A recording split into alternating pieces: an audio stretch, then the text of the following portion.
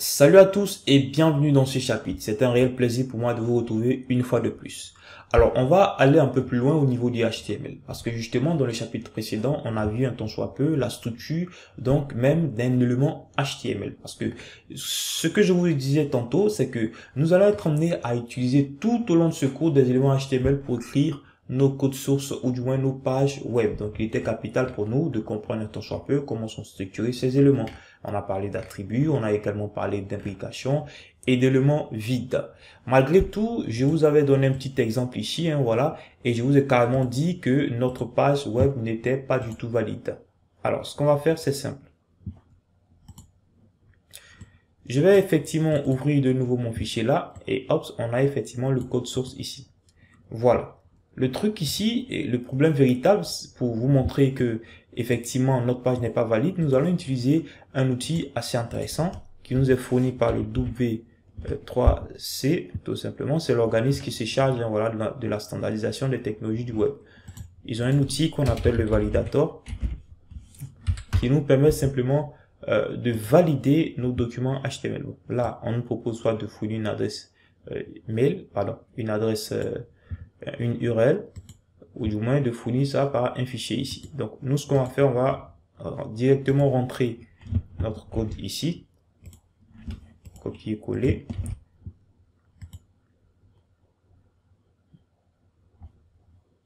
ok, et je check. D'accord, donc comme vous le constatez ici, voilà, il nous met plein d'erreurs. Il nous signale que, par exemple, on a ce petit élément là qu'on appelle le doctype qui manque et ainsi de suite. On peut déjà constater, voilà, en plus de ça, qu'il y a une véritable foule d'alertes, d'erreurs et ainsi de suite. Ok, voilà. Donc, c'est évident, ce document HTML n'est pas valide. Alors, ce qu'on va faire, c'est simple. Ici, vous pouvez par exemple venir, par exemple, directement uploader le fichier ici et effectivement faire la même vérification. Il vous sortira toujours les mêmes erreurs. D'accord? Donc, il est indispensable pour nous de savoir comment éditer donc un document HTML valide. Et je vais copier-coller tout simplement ce qu'on a sur la documentation. Voilà. Ensuite, on va relancer le test. On relance le test. Et vous voyez que cette fois, il a enlevé toutes les erreurs et nous a mis simplement un warning. Nous disons ici, voilà, que ce serait intéressant de mettre par exemple la langue au niveau donc de notre document HTML. Et c'est ce qu'on va faire. Je vais mettre par exemple FR. Ok. On récupère le fichier de nouveau. Et hop, cette fois-ci, il me dit qu'il n'y a pas d'erreur ni de warning et donc le document est entièrement valide. D'accord, Alors, il est donc capital pour nous de comprendre quelles sont les différentes composantes de ces structures minimales d'un document HTML. Ok.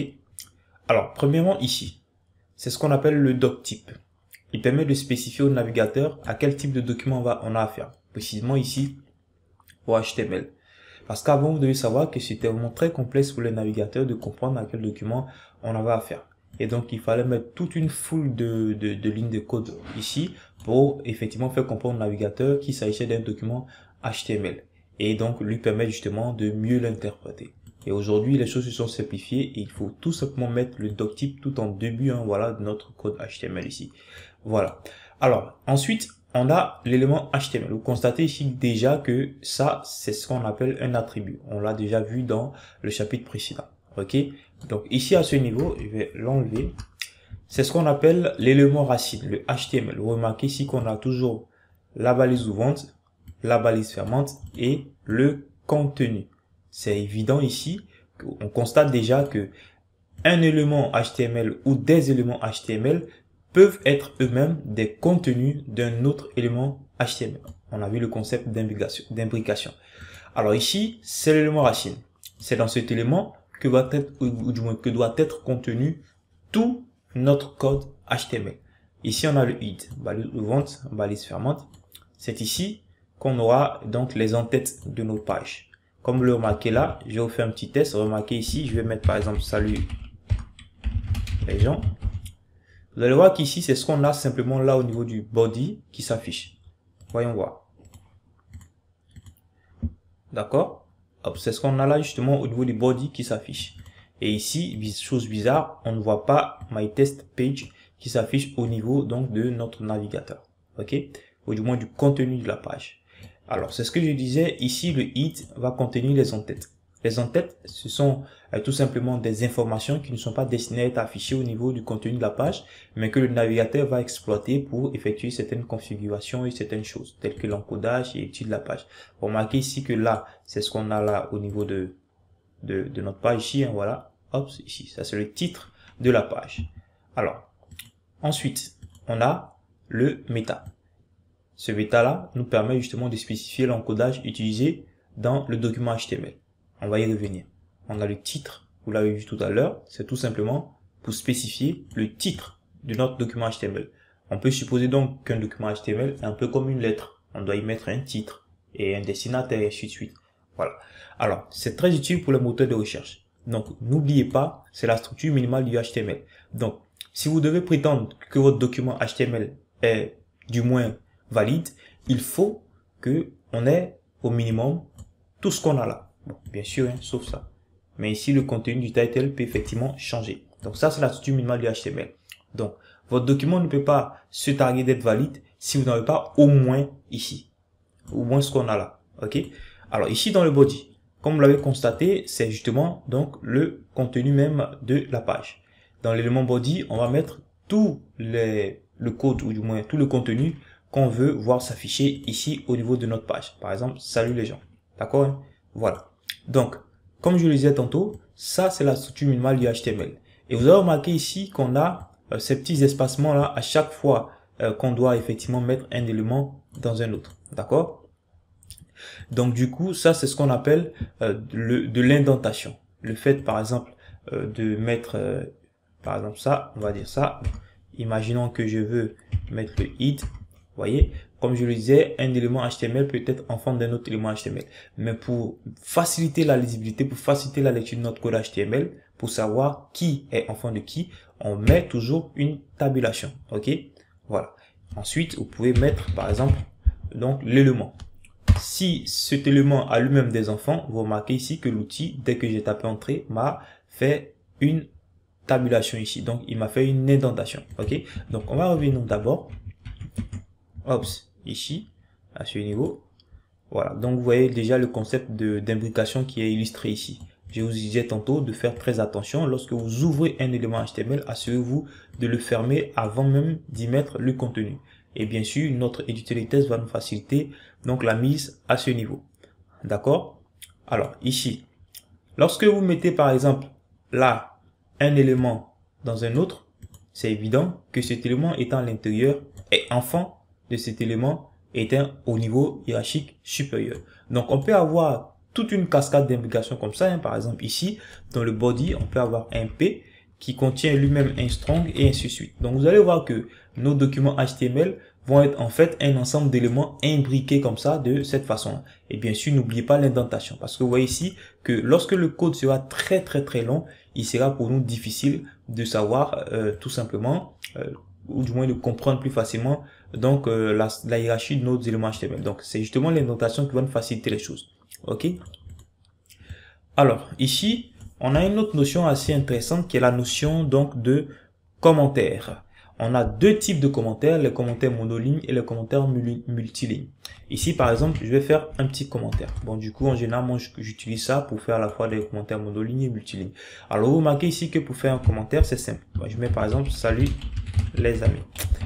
Remarquez ici que le contenu de mon commentaire, quoi qu'étant au niveau du body, ne va pas s'afficher. Regardez, on a effectivement ça au niveau du body, mais étant donné qu'il est dans ces symboles dédiés aux commentaires, il ne s'affiche pas. Donc, les commentaires, ce ne sont pas en fait des informations qui seront affichées. Le navigateur va tout simplement ignorer donc les commentaires. Mais c'est juste en tant que développeur, pour nous-mêmes nous offrir plus de documentation et nous permettre de comprendre ce qu'on fait. Si par exemple vous travaillez dans un document HTML et que vous le balancez à un autre développeur, il est très important de mettre des commentaires même si vous ne le balancez pas à un autre développeur, mais il est très important de travailler avec les commentaires pour indiquer toujours un tout petit peu ce que vous faites. L'avantage, c'est que lorsque nos développeurs va récupérer par exemple votre code HTML, ça va lui permettre justement de comprendre par exemple un tout petit peu ce que mon collègue faisait là ou ici. Ok, voilà, donc c'est très utile d'avoir les commentaires. Ici, on a le commentaire, bon, monoligne, hein, voilà, sur une seule ligne et multiligne, vous pouvez mettre autant de lignes de commentaires que vous voulez et rien ne va s'afficher. Mais petit warning au niveau des commentaires, faites attention. Quoique le commentaire ne s'affiche pas directement au niveau du contenu de notre page, vous allez voir qu'ici, il s'affiche en réalité là. Ok? Donc, quelqu'un qui est un tout petit peu malin, qui s'y connaît un tant soit peu en code, peut venir fouiller dans votre page HTML et voir tout simplement, voilà, vos commentaires. Donc, faites attention, ne mettez jamais une information sensible telle que les mots de passe ou du moins les informations des cartes bancaires. En tout cas, toute information sensible. Évitez de les mettre ici au niveau des commentaires. C'est juste des informations à titre indicatif pour signifier un tout petit peu ce que vous faites au niveau de votre code HTML. Parce que vous allez constater que vous serez emmené à développer donc des documents HTML qui seront très très longs. Il sera vraiment primordial pour vous de vous aider donc en mettant des commentaires. Alors, rendez-vous dans le prochain chapitre. Hein, voilà, ici on a découvert la structure minimale du HTML. Je vous recommande d'écrire par vous-même cette structure minimale. Par exemple, vous devez mettre ici le doctype. Ok. Ici, ensuite, le HTML, l'élément racine. Ensuite, le id pour les en-têtes, les méta pour l'encodage. Hop, on a l'attribut char7, UTF-8 et on a ici enfin le titre de la page. Ok, après quoi, juste après, tout simplement le body au même niveau hiérarchique. Pardon, juste après le id au même niveau hiérarchique, on a le body. Donc voici un tant soit peu la structure minimale du HTML. N'hésitez pas à vous exercer à reprendre cette structure par vous-même et donc à la maîtriser du bout des doigts. Rendez-vous dans le prochain chapitre.